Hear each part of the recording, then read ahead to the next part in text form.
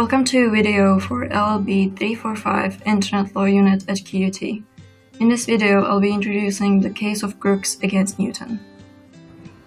This Canadian case concerns hyperlinking and asks an important question: whether hyperlinks that connect to allegedly defamatory material can be said to republish that material.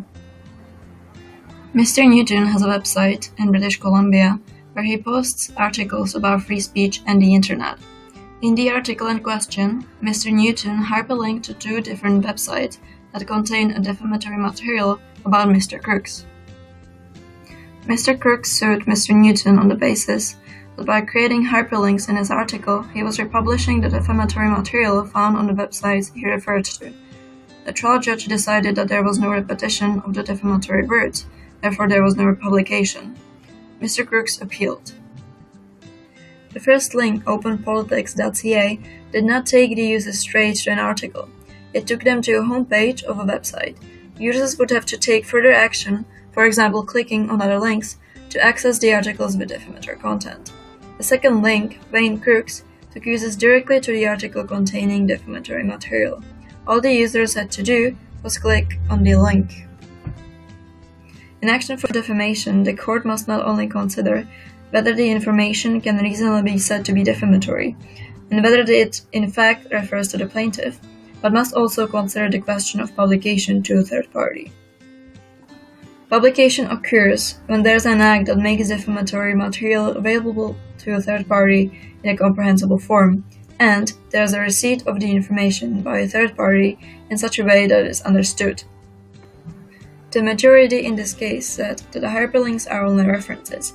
They communicate that something exists, but they do not communicate the content. They are content neutral.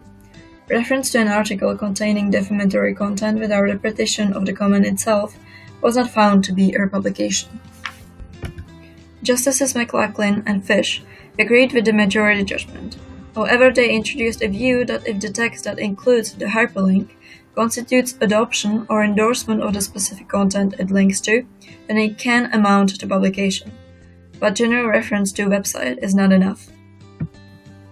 According to Justice Deschamps, to satisfy the first component of publication, the plaintiff must establish that the hyperlinker performed a deliberate act that made defamatory information readily available to a third party in a comprehensible form. An act is deliberate if a plaintiff played more than a passive role in making the information available.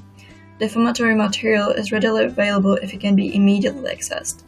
There must be no meaningful barrier that would prevent a third party from receiving it. The hyperlink that referred to a homepage did represent a barrier. On the other hand, the link that transferred the user straight to the article with defamatory information did not. The plaintiff satisfied the first component. However, he did not satisfy the second one. He did not prove that this content was brought to the knowledge of a third party. The number of hits on the article during an 18-month period did not constitute sufficient evidence to support Crookes' claim. There was no evidence that someone actually viewed the content or understood it. Law of defamation is, according to Deschamps, maintaining a balance between the protection of reputation and freedom of expression. There should not be any exceptions relating to defamation on the internet. The appeal was dismissed.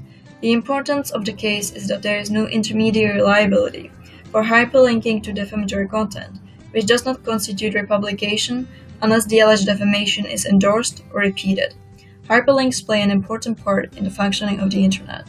It would be impossible to find any information without them.